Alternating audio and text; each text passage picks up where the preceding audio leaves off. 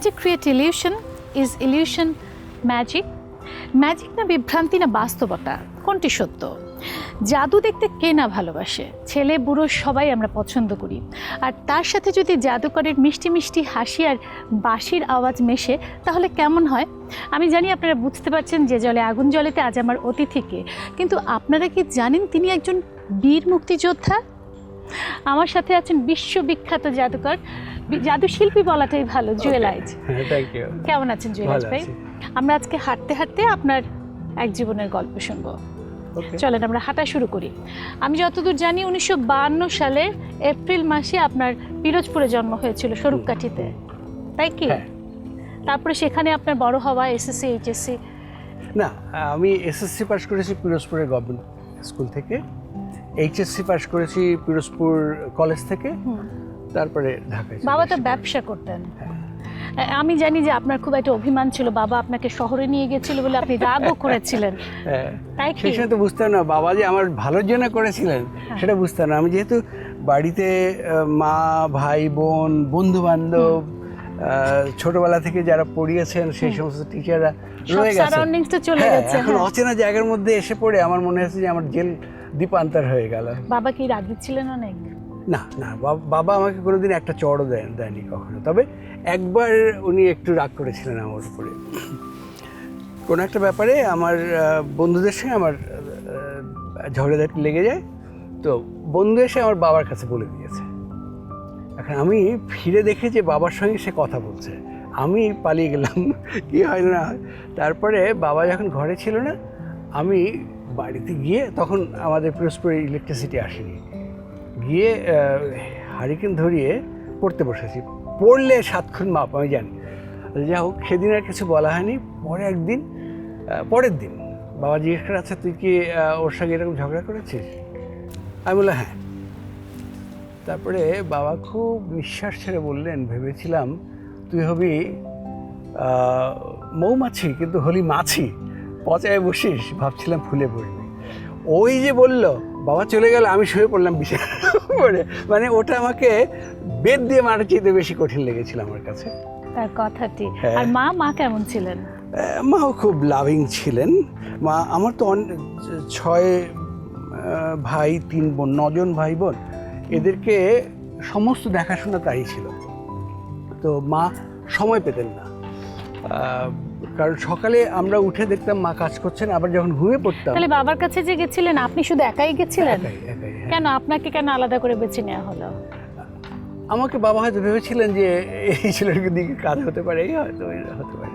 আমি জানি যে ছোটবেলায় বেদিনীদের জাদু দেখে আপনার জাদুর প্রতি আগ্রহটা জন্মেছিল। হ্যাঁ, আমাদের গ্রামে এসেছিল, বেদের একটা বহর এসেছিল। তো তখন আমি জানি না বেদেরা কী করে, তো শুনলাম দোকানদারদের কাছে যে ওরা নাকি জাদুও দেখায়। তো আমার জাদুর প্রতি একটা আগ্রহ ছিল, ওই রূপকথার গল্প শুনে শুনে ওদেরকে ডেকে নিয়ে আসছি যে আমাদের বাড়িতে। এসে একটা তেঁতুল গাছ ছিল, ওর নিচে বেদেকে দাঁড় করে দিয়ে আমি মার কাছে গেলাম, খুব একটু করতে লাগলাম, মানে অনুনয় বিনয় করতে লাগলাম। অবশ্য আচ্ছা ঠিক আছে, আমি দেবো 100 চাল। এই হয়ে গেল লাফালাফি, দৌড়ে আসলাম, আর বন্ধুরা সব হইচই করে উঠলো। তো ওর কাছে প্রথম ম্যাজিক দেখলাম, 3টে বাটি আর 3টে গুটি, এই নিয়ে ম্যাজিক দেখাচ্ছে নিচে বসে।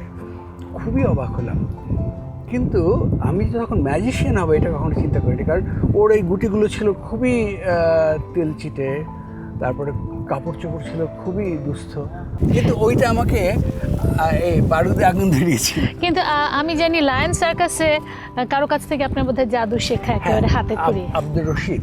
আমি তখন পিরোজপুর গভর্নমেন্ট স্কুলে 6-এ পড়ি। এই সময় সাধারণ লায়ন সার্কাস ছিল আমাদের পিরোজপুরে। তো ওই সার্কাস দেখতে গিয়েছিলাম, ওইখানে আব্দুর রশিদ নামে একজন ম্যাজিশিয়ান, তার ম্যাজিক দেখে সাংঘাতিক। আমি ওনার কাছে যাওয়া যায় এইটা আমি বুঝি নাই, তবে শেষ দিন যখন যায় ওনার ম্যাজিক যে খুব ভালো লেগেছে এটা বলার জন্যে আমি ওনার কাছে গেলাম। উনি আমাকে ডেকে নিয়ে ওনার তাঁবুর মধ্যে ঢুকালেন। গরমের দিনে সে কি কঠিন অবস্থা, দরদর করে ঘামছি। তো তার মধ্যে আমি যা যা বলছি উনি সেই জিনিসগুলো আমাকে বের করে করে দেখাচ্ছেন। আমি ভাবতেই পারিনি যে একজন ম্যাজিশিয়ান তার গোপন কৌশলগুলো দেখাবে। তারপরে আমি বললাম যে আপনাকে বোধহয় পছন্দ করে হ্যাঁ, ফেলেছিলেন। আমাকে উনি বললেন যে তোমার মতো ছেলে আমি পাই না। তখন কত বয়স ছিল আমি আপনার? 6 আর কত বয়স হবে? ও আচ্ছা আচ্ছা। হ্যাঁ, বাচ্চা বয়স। ওই আমার খুব লেগে গেল। তারপরে নিজে নিজে অনেক চেষ্টা করতেন। হ্যাঁ, চেষ্টা করে করে আমাদের বাড়ির কাছেই প্রফুল্ল সাহা বলে একজন ছিলেন। হুম।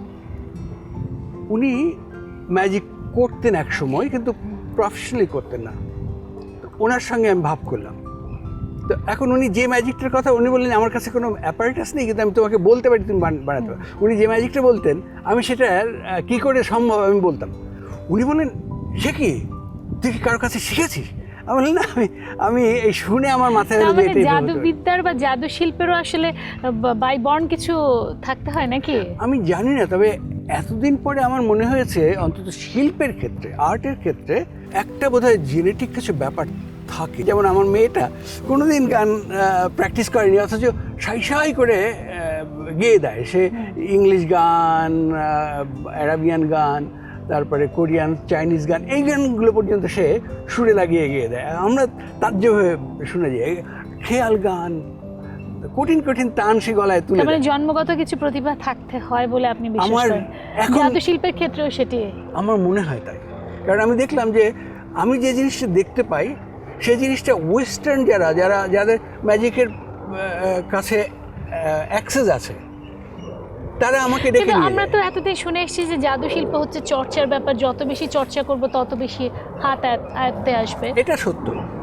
যার মধ্যে প্রতিভা আছে সে যদি যথেষ্ট গলা না সাধে তার গান কিন্তু ওরকম হবে না। জাকির হোসেন হতে গেলে পরে জুয়েলাইজ ভাই, জাদু শিল্পের ক্ষেত্রে কি আমরা এটা বলতে পারি প্রতিভা, নাকি জাদু শিল্পের ক্ষেত্রে বলতে পারি আগ্রহ, প্রচন্ড আগ্রহ থাকতে হবে, অনুশীলন থাকতে হবে।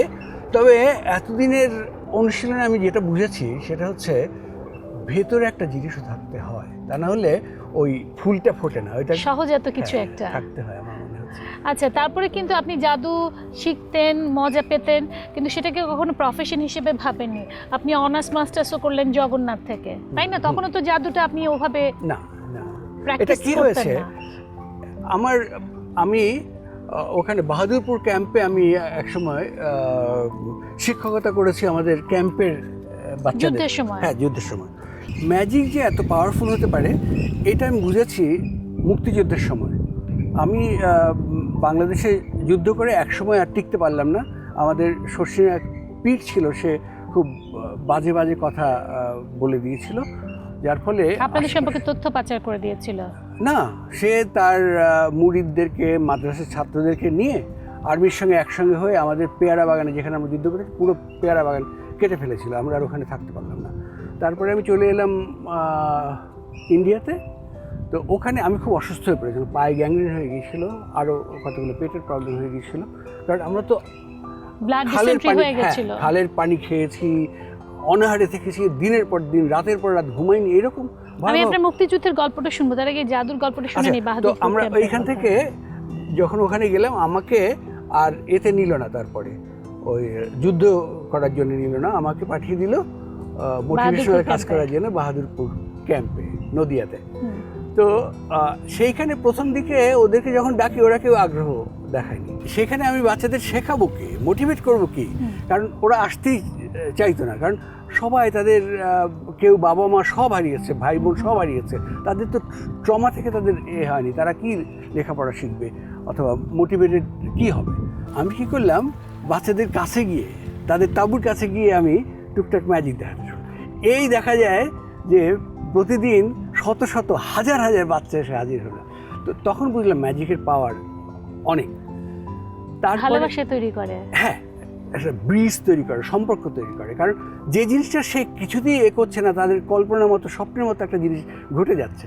তখন কি আপনি শিক্ষকতা শুরু করেছিলেন? করেননি না, ওইখানে মোটিভেশন, অনার্স দেওয়ার কথা ছিল। হ্যাঁ, ওইখানে মোটিভেশন কাজের জন্য আমি গিয়েছিলাম। তো সেটা তো শিক্ষকতারই কাজ, তাই না? আমাদের স্বাধীনতার পরে পাকিস্তানের সঙ্গে আমাদের হকি টিম খেলতে গিয়ে হকি টিম 17 গোলে হেরে গেল। এইটা আমাকে সাংঘাতিকভাবে আঘাত করলো। তো আমার মনে হলো যে মুক্তিযুদ্ধে শুধু জিতলেই হবে না, আমাদের তো সব ক্ষেত্রেই আমাদের জিততে হবে। এবং এখন 45 বছর পরে দেখা যাচ্ছে যে আমরা সব ক্ষেত্রেই জিতেছি, পাকিস্তান সব ক্ষেত্রেই আমাদের চেটে নিচে আছে।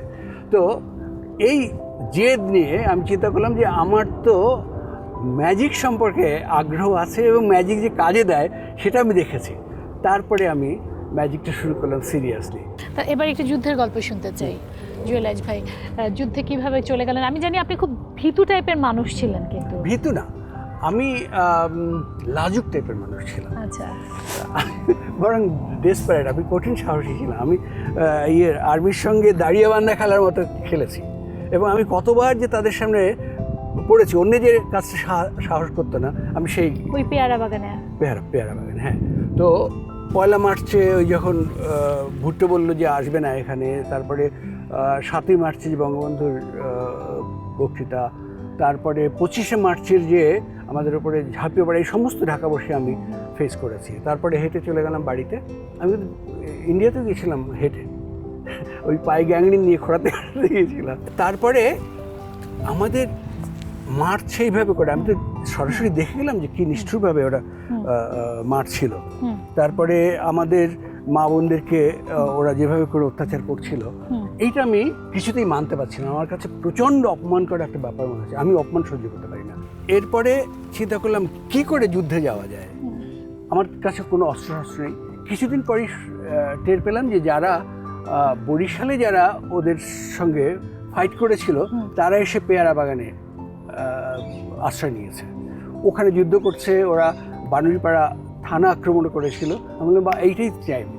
ওখানে গেলাম, আমার একটা বন্ধু ছিল নিটুল, ওই নিটুলকে সঙ্গে নিয়ে। নিটুল সবসময় আমাকে ফলো করতো, আমি যাই করতাম সে জানতো যে আমি চিন্তা না করে কোনো কাজে হাত দিই না। ও আমার সঙ্গে নির্বিবাদে চলে গেল।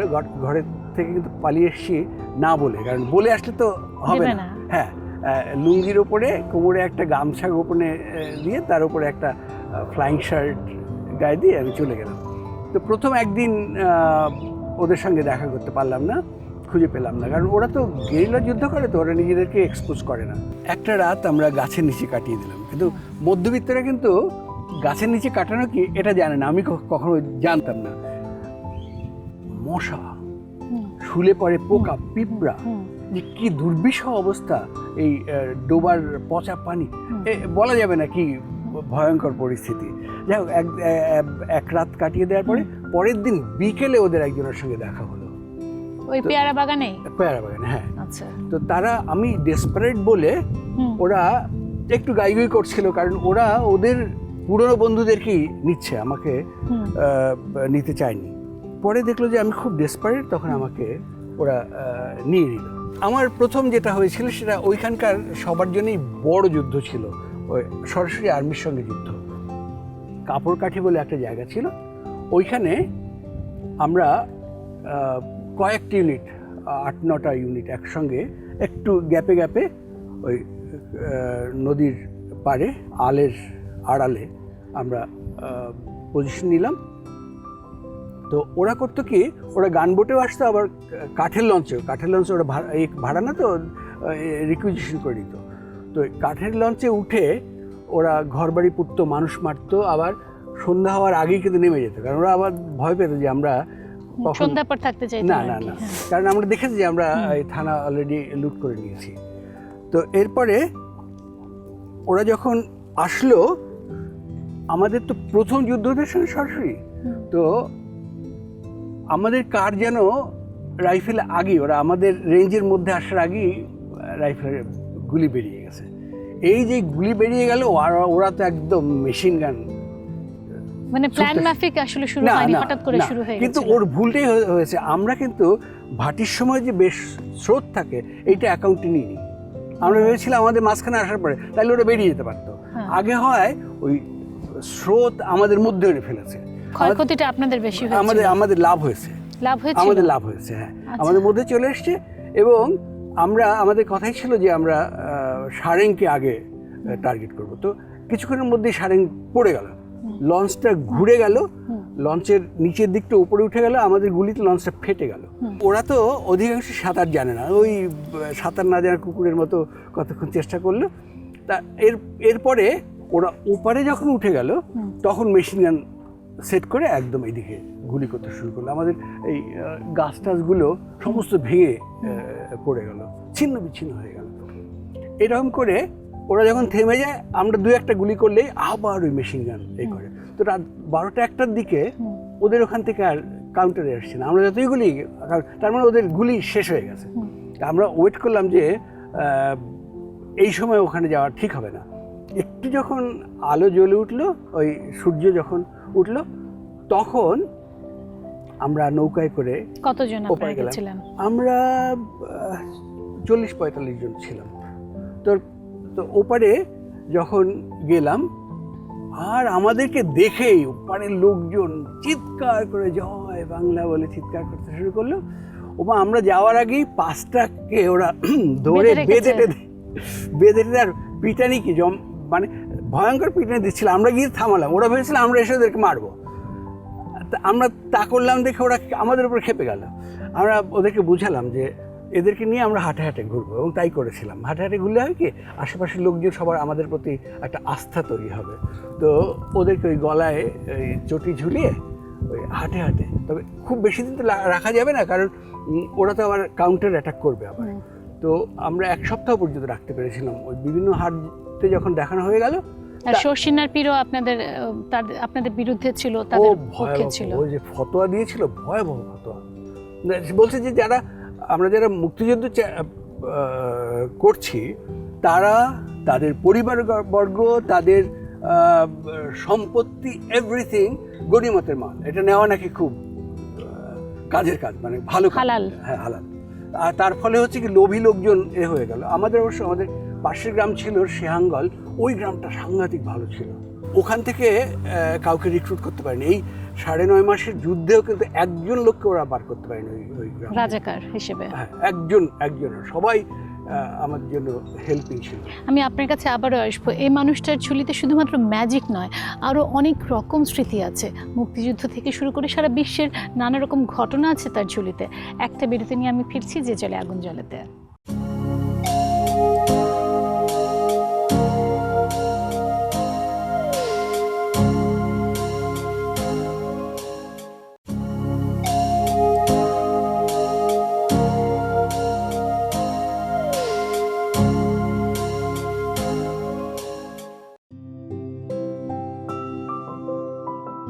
জাদুশিল্পী জুয়েলাইজ নাকি মুক্তিযোদ্ধা জুয়েলাইজ নাকি বাঁশির কারিগর জুয়েলাইজ, তিনি আসলে সবই। জুয়েলাইজ ভাই, আপনার গল্প শুনছিলাম এবং আপনি বলছিলেন যে মুক্তিযুদ্ধের আসলে আপনার মুক্তিযোদ্ধা তো এত সব গল্প আছে, আরেকটি গল্প বলতে চাইছিলেন আপনি। একবার ওইরকম আর্মি উঠেছে, আমরা সেগুলো সব জেনেছি, কিন্তু কিভাবে কোথায় তাদের গানবোট রেখেছে এগুলো দেখার জন্যে দায়িত্ব ছিল একজন স্কাউটের, তাকে স্কাউট করতাম। হ্যাঁ, কিন্তু ওই আর্মি এসেছে, চারিদিকে আগুন জ্বলছে, মানুষ মারছে, এখন কেউ আর ওখানে যেতে চাচ্ছে না দেখার জন্য। হ্যাঁ, মানে আমাদের করতে হবে যে তারা কোথায় নেমেছে এবং আমরা আক্রমণ করলে কোন জায়গায় আমাদের দাঁড়াতে হবে, কোন জায়গায় শুয়ে থাকতে হবে। তো এখন সে বলছে তার পেট ব্যথা করছে, মাথা ধরছে, তো হ্যাঁ ভয় পাচ্ছে। আমি বুঝতে পারলাম, আচ্ছা ঠিক আছে আমিই যাই। আর সবাই বলছে যে আমার ওখানে নাম ছিল জাহিদ ভাই। তো জাহিদ ভাই এগুলো খুব ভালো পারে, আমি বুঝতে পেরেছি। গেলাম আমি, দেখছি ওই দিক থেকে ডিস্ট্রিক্ট বোর্ডের রাস্তার উপর থেকে ওরা যাচ্ছে, বাড়ি বাড়ি ঢুকছে, মানুষ মারছে, গুলি করছে, আগুন ধরাচ্ছে। তারপরে আমি ওই দিক দেখে দেখে আগাচ্ছি। আমি হামাগুড়ি দিয়ে যাচ্ছিলাম, ছোট ছোট কচু গাছ, তারপরে কিছু ঘাস, ওর মধ্যে থেকে যাচ্ছি রাস্তার পর, কারণ ওদেরকে বাইনোকুলার থাকতে পারে, আমাদের দেখে গুলি করতে পারে। তো আমি ওই দিকে তাকানো যখন হঠাৎ শুনি পেছন দিকে ঠাক ঠাক ঠাক ঠাক করে বুট জুতার শব্দ, ডাবল মার্চ করে একদল পেছন দিকে, আমি পেছন দিকে কেউ থাকতে পারি চিন্তাই করিনি। একদম আমি রাস্তার সংলগ্ন, তো ওরা এই দিক থেকে যাচ্ছে, এখনই আমাকে গুলি করে ছিন্ন ভিন্ন করে ফেলবে। তো আমি ওই শুয়ে পড়লাম একদম দমটম বদ্ধ করে, যাতে করে একটা কচু গাছ না নড়ে, এরকম ঘাস না নড়ে।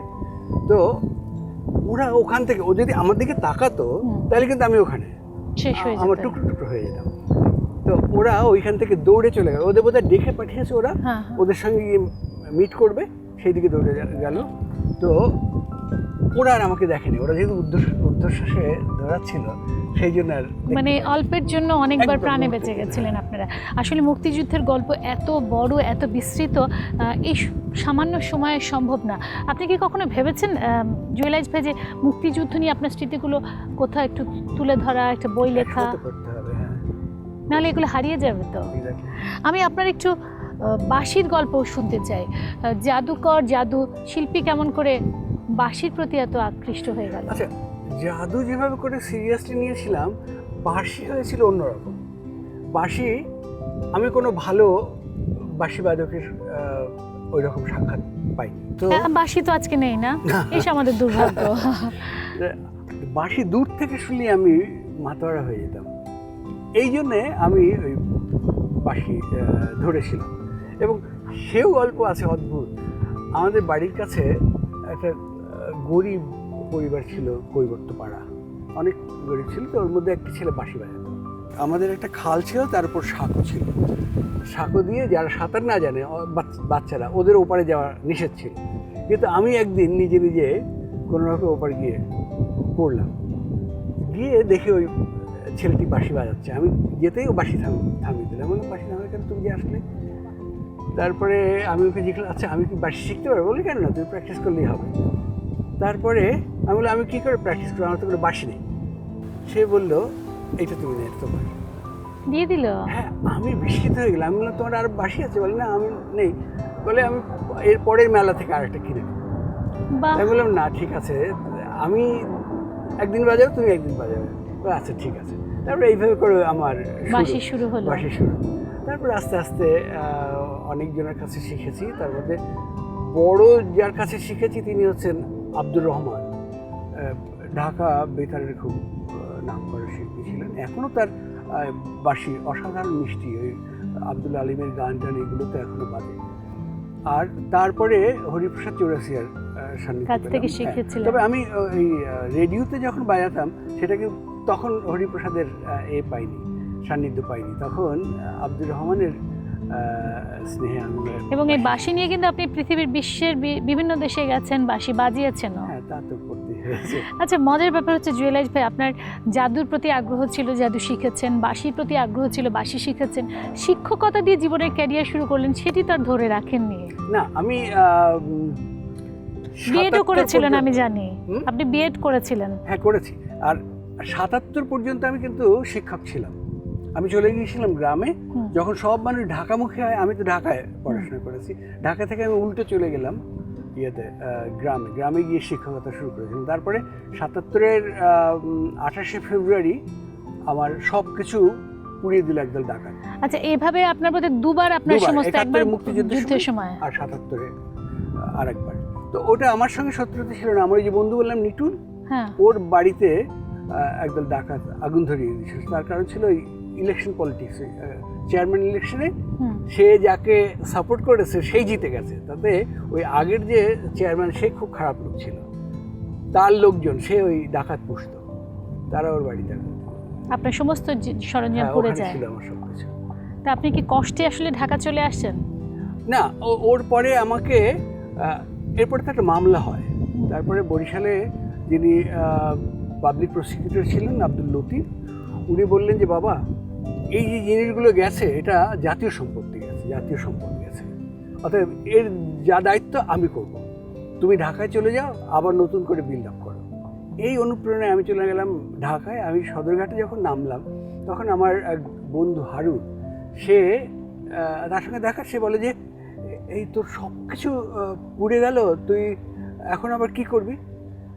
তাই বলি, তুই জানলি কেমন করে? সে বললো যে, এই তো পত্রপত্রিকাতে এসছে। আমি বলি, পত্রপত্রিকা এসছে আমার পুড়ে যাওয়ার খবর?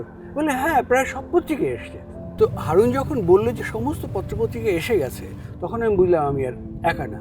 কারণ আমি দেখলাম যে বরিশালের পাবলিক প্রসিকিউটর, তিনি বলছেন এটা তার দায়িত্ব। এখানে না, মানে আপনি তখনই জাদু দেখিয়ে ফেমাস হয়ে গেছিলেন।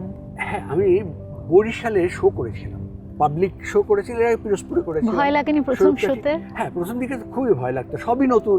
এর জাদুটা ঠিকমতো কাজ না করে, হ্যাঁ, ইফেক্ট কি হবে দর্শকের উপরে, দর্শক আমার উপর চড়াও হয় নাকি, এটা। তাছাড়া মানে দর্শকের উপর এফেক্ট নিয়ে আপনি ভাবছিলেন নাকি জাদুটা কাজ করবে কি করবে না সেটা নিয়ে? কাজ করবে কিনা সেটাই তো। তাছাড়া আমার মনে হয় যে আলেকান্দার দর্শককে মানুষ খুব ভয় পায়।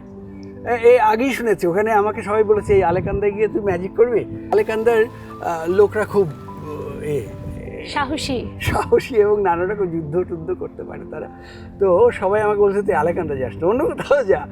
কিন্তু সেখানেও দেখা গেল তাদেরকে উইন করে ফেলেছে এবং বরিশালের আমি একজন হিরো হয়ে গেলাম।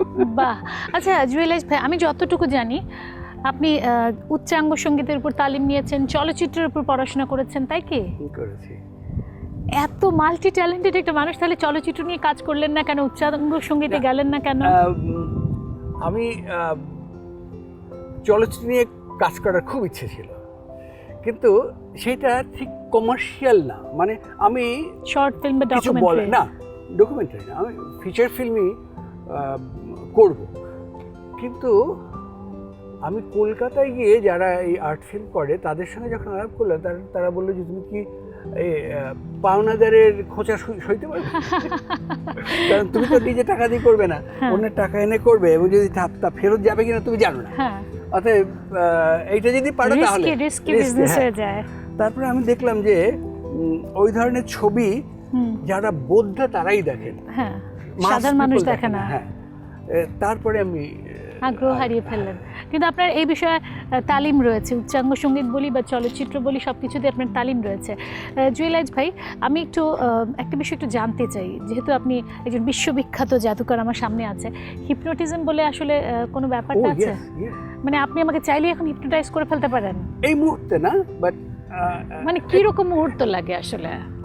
Just it's the power of suggestion. মানে আপনি আমাকে সাজেশন দিয়ে কনভিন্স করে ফেলবেন, এরকম কিছু? হ্যাঁ, খুব যে কথা বলতে হয় তা না। জাস্ট প্রথম হচ্ছে যে মানুষটি আসবে সে তো বিশ্বাস করেই আসছে যে আই ক্যান ডু ইট।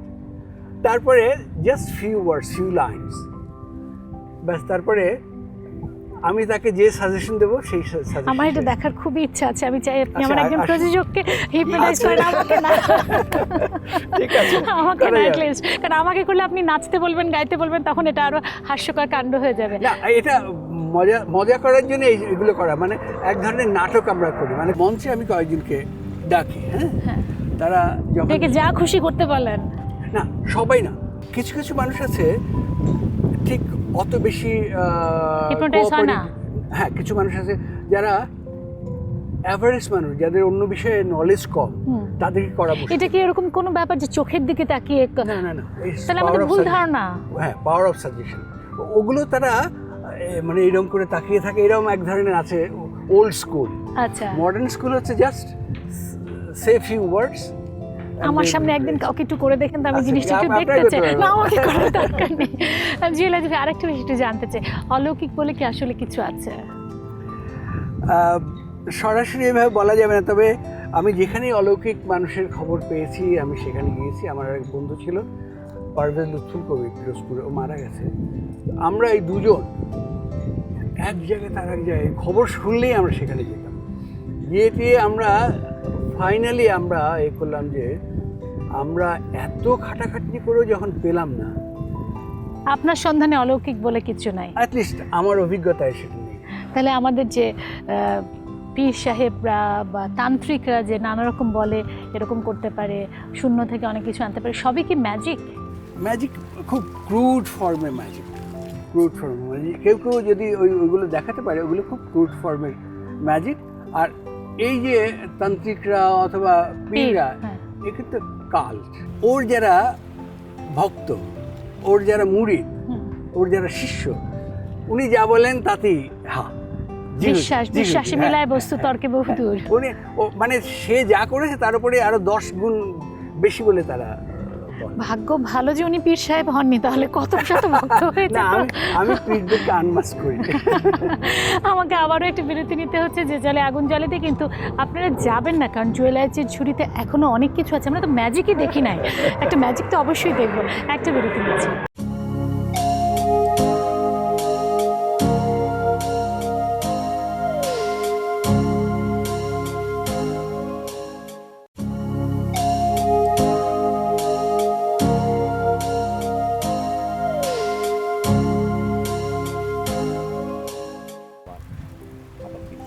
বিশ্ববিখ্যাত জাদুকরকে আমার পয়সা দেওয়ার অধিকার আছে, ক্ষমতা আছে, কিন্তু আমি দিচ্ছি, একটা জাদু দেখবো আমরা। আচ্ছা ঠিক আছে। আপনার কয়েন, এটা সলিড কয়েন, রাইট? হ্যাঁ। কয়েন তো পাউডার হতে পারে না। না পাউডার হতে পারে না, রাইট? না। ওকে, আমি কয়েনটা এখানে রেখে দিয়ে একদম পাউডার হয়ে নাই হয়ে গেল। কিন্তু কিন্তু পয়সা তো ভেতরেও নাই। ও আচ্ছা, আমি ওখানে নেয়নি তাহলে। এইগুলোই হচ্ছে জাদু, মজার মধ্যে জাদু। এবং দর্শক যে চলে আগুন জ্বলাতে আছে বিশ্ববিখ্যাত জাদু শিল্পীর সাথে। জুয়েলাইজ ভাই, আমি তো আপনার জাদুর গল্প শুনবো, বিভিন্ন পৃথিবীর বিভিন্ন দেশে গেছেন, ডেভিড কপারফিল্ডের সাথে আপনার বন্ধুত্ব রয়েছে, কিন্তু তার আগে একটা কথা একটু জানতে চাই, যেটা অলৌকিক কথা বললাম, ভূত বলে কিছু আছে, ভূত বিশ্বাস করেন? না, কিন্তু ভূত যে বিশ্বাস করে সে কিন্তু ভূত দেখে। আপনি ভূত দেখেছেন বলেছেন? হ্যাঁ, আমি দেখেছি। কিভাবে? একবার হয়েছে কি, আমি ঘরে এলাম, আমার বাবা আমার জন্য আলাদা একটা ঘর করে দিয়েছে। তো সেইখানে এসে জানালাটা খোলা ছিল, হঠাৎ দেখি যে আমার ঘরের মধ্যে ওই হাড় নেই এরকম শূন্যের উপরে দুলছে। আমার এমন ভয় লেগে গেল, কিন্তু আমি যে কোনো কিছু দেখলে পরে আমি শেষ দেখতে চাই। ভয় যতই লাগুক, ঠিক আছে, কি ভয়, কি আর হবে, আমাকে মেরেই ফেলবে, আর কি হবে, এর বেশি তো না, এসেছি মরতেই হবে, ঠিক আছে, আজকে না আমার শেষ দিন। বুকে ঢিপ ঢিপ ঢিপ করছে, একটু একটু করে এগোচ্ছি, দেখি যে ঠিকই আছে ওখানে, যায় না, হাততালি দিলাম তাও যায় না। তারপরে আমি বাইরের দিক থেকে তালা দিয়ে গেছিলাম, খুললাম, ভয় হয়ে খুললাম, খুলে ভেতরে গিয়ে যখন ধরলাম তখন দেখি যে অন্ধকারের মধ্যে আমি যে আমার যে স্কুলের যে ইউনিফর্ম, ওই ইউনিফর্মটা, হ্যাঁ, ওই সাদা পাজামা, সাদা শার্ট। তার মানে ভূত হচ্ছে বিভ্রান্তি, এবং জাদু এক ধরনের বিভ্রান্তি। না, জাদুটা আমি কিন্তু বলে কয়ে দেখাতে পারি, কিন্তু ওই যে হ্যালুসিনেশন, ওটা নিজের ভেতরে একটা না থাকলে সে কখনো দেখবে। জাদু তো হ্যালুসিনেশন না, জাদু ইলিউশন, সেটা আমি ইলিউশন। হ্যাঁ, আমি বলে কয়ে বলতে পারবো যে আমি এখন করছি। আচ্ছা, আপনার ডেভিড কপারফিল্ডের সাথে অভিজ্ঞতা এবং ওয়ার্ল্ডের পৃথিবীর বড় বড় জায়গায় আপনি জাদু দেখিয়েছেন। আমি জানি যে লন্ডনে আপনাকে চোখে ব্যান্ডেজ বেঁধে দেওয়া হয়েছিল, কিন্তু আপনি সারা লন্ডন শহর গাড়ি চালিয়েছিলেন চোখ বাঁধা অবস্থায়। সেই ঘটনাগুলো একটু শুনি। লন্ডনে আমরা একবার শো করেছিলাম 2 মাস ব্যাপী, সমস্ত লন্ডনে 2টা হলে করেছিলাম, Hackney Empire, Dominion theatre. Hackney এম্পায়ারে ইংল্যান্ডের সবচেয়ে যে বিখ্যাত ম্যাজিশিয়ান পল ড্যানিয়েলস, তার কিন্তু সিরিজ এখানে দেখানো হয়েছিল বিটিভিতে। পল ড্যানিয়েলস, ওই সমস্ত ম্যাজিশিয়ানদের পক্ষ থেকে পল ড্যানিয়েলস আমাকে সংবর্ধনার যে ট্রফিটা, এটা পল ড্যানিয়েলস দিয়েছে। এটা খুব বড় একটা ঘটনা, কারণ আমি যখন ডোমিনিয়ন থিয়েটারে শো করেছিলাম, ডোমিনিয়ন থিয়েটার হচ্ছে ওয়েস্ট এন্ডে, যেখানে মাইকেল জ্যাকসন তারপর তারা শো করে, হ্যাঁ করেছিলেন। ওই শোটা লন্ডন ম্যাজিক সার্কেলের সমস্ত ম্যাজিশিয়ানরা দেখেছেন। তো এরপরে আবার একটা শো করতে হলো তাদের জন্য, হ্যাকনি এম্পায়ার, ওটাও খুব খানদানি থিয়েটার। তো সেইখানে তারা আমাকে সংবর্ধনা দেওয়ার ব্যবস্থা করল। তো সেটা ছিল একটা বড় ব্যাপার। তো ওর পরে ভিরা গিলবার্ট নামে এক ভদ্রমহিলা, তিনি বিবিসির করেন, চাকরি করেন, রিসার্চার। তিনি আমাকে নিয়ে গেলেন এবং এটা কি অনেকটা চ্যালেঞ্জ ছুড়ে দেওয়া হয়েছিল আপনার কাছে? না না না, উনি হিয়ার অ্যান্ড নাও বলে একটা প্রোগ্রাম হচ্ছিল, হবে বলে, পরে স্টার্ট হচ্ছে, সব কিছু ঠিকঠাক হয়েছে। আমার প্রোগ্রাম দেখে তার এত ভালো লেগেছে, উনি আমার প্রত্যেক এপিসোডের ক্লোজিং নাম্বার ছিল আমার ম্যাজিক শো। তো ওইখানে লন্ডনে একজন ম্যাজিশিয়ান, তার নাম জি মহাবীর গায়ানার মানুষ। তো সে আমাকে বললো যে তুমি কোথায় থাকো? আমি বললাম আমার সবাই যেখানে থাকে। বলে আমার বাড়ি অনেক বড় আছে, তুমি সেখানে এসে থাকো। যাও, থাকলাম ওর সঙ্গে। ও খুব ম্যাজিকের আবিষ্কর্তা।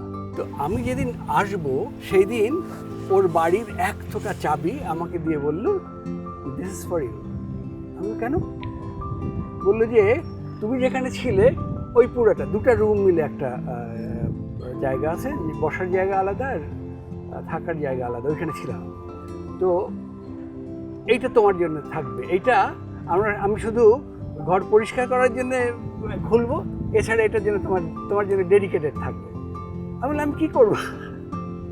তুমি যখন এটা খুলবে, আমি বলি, এতগুলো চাবি কিসের? বলে এইটা হচ্ছে ঘরের চাবি আর গেটের চাবি, তারপরে মানে আরও চাবিগুলো লাগবে। কত ভালোবাসে। আমি ওই ঘটনাটা জানতে চাই জুয়েলাইজ ভাই, যেটা হচ্ছে আপনার চোখ বেঁধে ব্যান্ডেজ করে আপনাকে পুরো লন্ডন শহর আপনি ওখানে হচ্ছে কি, ঘুরিয়েছেন। লন্ডনে প্রোগ্রাম হওয়ার আগে ওরা চাইলো যে বাঙালি ম্যাজিশিয়ান ম্যাজিক করবে ডোমিনিয়ন থিয়েটারে, এটা অনেকেই নিতে পারছে না। অতএব আপনার যে ওয়ার্থ আছে সেইটা প্রমাণ করতে হবে, কিভাবে এটা করা যায়। আমি বললাম, এইটা হতে পারে যে আমি রাজপথে করবো, সবার চোখ সামনে, বেঁধে। হ্যাঁ। হ্যাঁ, তো কি করা হলো, ওই সাংবাদিকদের বলা হলো একটা কলম তারা কোনো এক জায়গায় লুকিয়ে রাখবে, আমি সেইটা করবো, খুঁজে বের করবেন, খুঁজে বার করবো এবং চোখ বাঁধা অবস্থা। তো তাই করা হলো। তো সাংবাদিক তো নিশ্চিত যে এটার অসম্ভব ব্যাপার। তো আমাকে চোখ বেঁধে দেওয়া হলো, কলম কিন্তু অন্য জায়গায় রেখেছে, কিন্তু ওই মানুষই থাকবেন এখানে, কারণ আমার তার মন রিড করে আমার যেতে হবে ওখানে।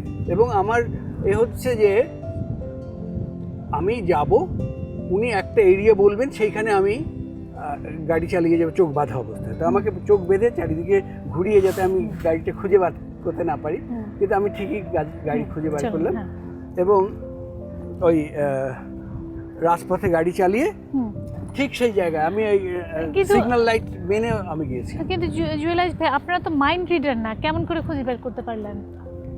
সেই সিক্রেটটা আচ্ছা এখন আমি বলতে পারি, সেটা যেহেতু হয়ে গেছে এখন বলতে পারবো।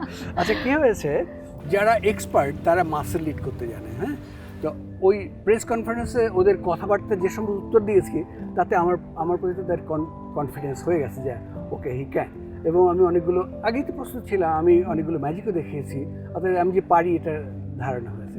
তাকে আমি গাড়ির পেছনে বসিয়ে ওই তার ঠিকানায় আমি গেলাম। প্রথম উঠতে চাইনি যে গাড়ি অ্যাক্সিডেন্ট করবো নাকি, মরলে আমি একা মরি, কিন্তু তাকে নিয়ে না, কিন্তু শেষ পর্যন্ত। কিন্তু লন্ডন শহর কি আপনার কাছে আগে থেকে পরিচিত ছিল? চোখ বন্ধ ওইসব শহর খুব ইজি, মানে যারা আইন মেনে চলে তাদের জন্য এইসব শহরে গাড়ি চালানো খুব ইজি। তো আমি ট্রাফিক লাইটের মেনেই আমি চোখ বাঁধা অবস্থায়, হ্যাঁ।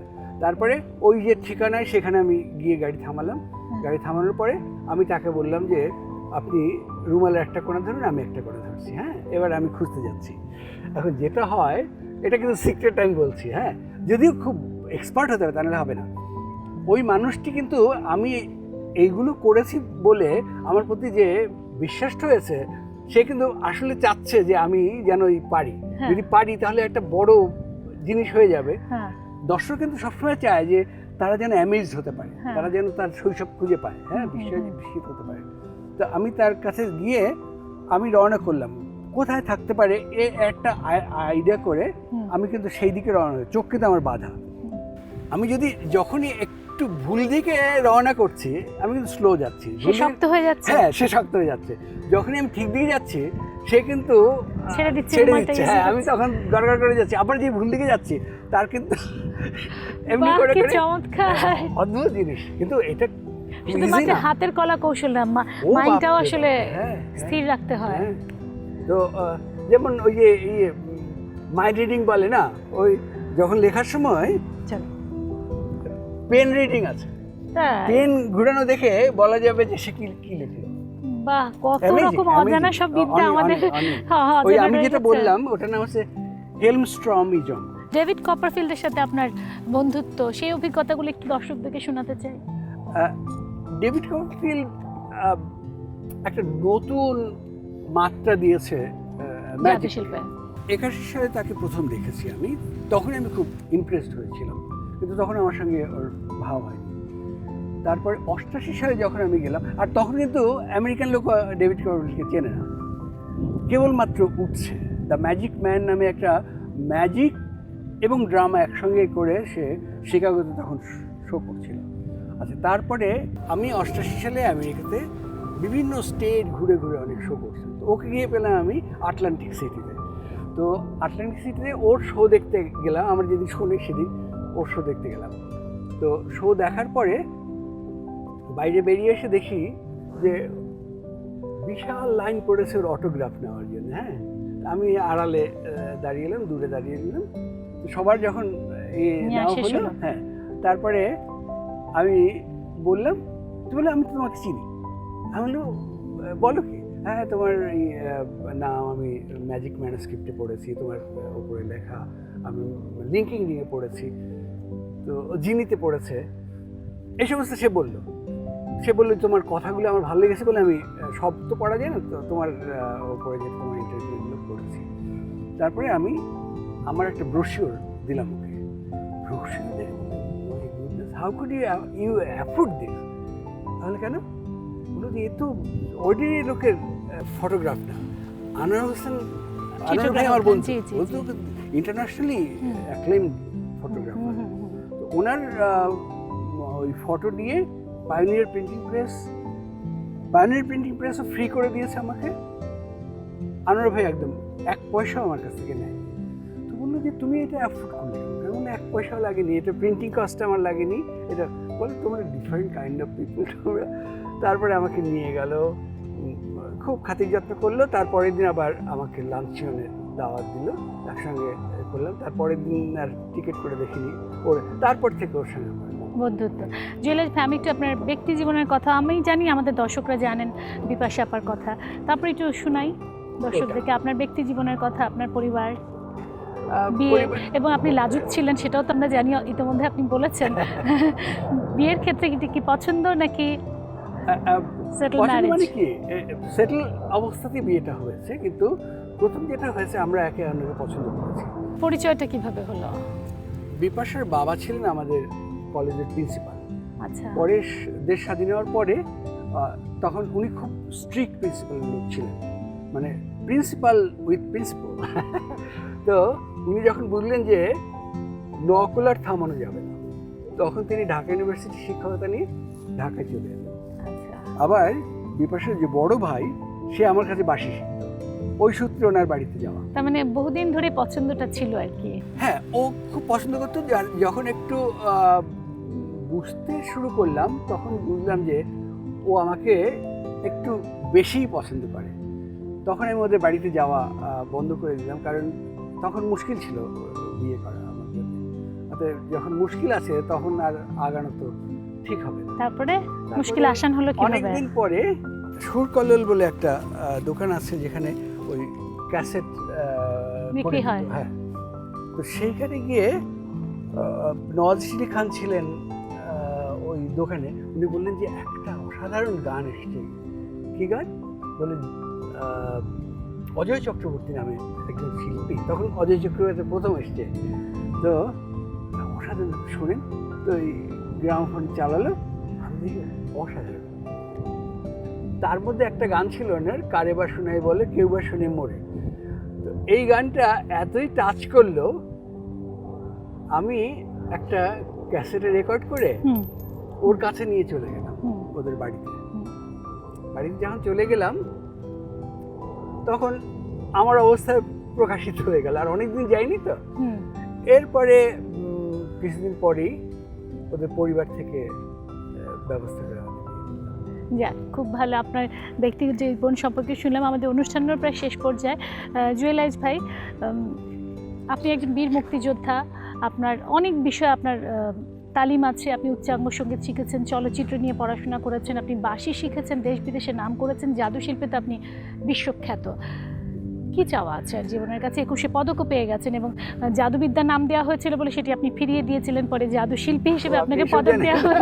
আমি আপনার সম্পর্কে সব জানি, কিন্তু আর কি চাওয়া আছে জীবনের কাছে? সব তো পেয়ে গেছে। জীবন হয় কি, অনেক শিশু তো মায়ের গর্ভে বসে চলে যায়, অনেক শিশু জন্মের মুহূর্তে চলে যায়, আবার কেউ 5 বছর বয়সে চলে যায়, কেউ 20 বছরে। তো আমি মুক্তিযুদ্ধ করেছি, এই পর্যন্ত চলে এসেছি, অতএব আমার আর কি চাওয়ার থাকতে পারে? সবকিছু পেয়েছেন জীবনে, সফল বলে মনে হয় নিজেকে? সবসময় হয় কি, এক জায়গায় যখন পৌঁছে যায় তার বিস্তারটা বেড়ে যায়, অতএব সে জানে যে অনেক কিছুই বাকি রয়ে গেছে, সেটা থাকবে। দেশকে নিয়ে কি স্বপ্ন দেখেন একজন বীর মুক্তিযোদ্ধা হিসেবে? জানতে চাই। দেশ আরো দ্রুত এগোবে, এবং বাংলাদেশ কিন্তু ফেলনা দেশ নয়, এখন আর ফেলনা বলা যাবে না।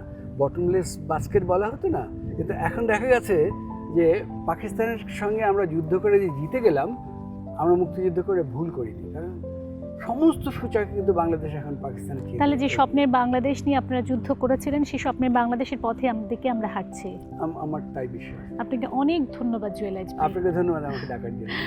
এই মানুষটি বীর মুক্তিযোদ্ধা, এই মানুষটির অনেক বিষয়ে গুণ আছে। তিনি উচ্চাঙ্গ সঙ্গীতে তালিম নিয়েছেন, তিনি চলচ্চিত্র বিষয়ে পড়াশোনা করেছেন, বাঁশি নিয়ে শিখেছেন, তালিম নিয়েছেন এবং জানেন তো আপনারা সবাই তিনি বিশ্বখ্যাত জাদুকর।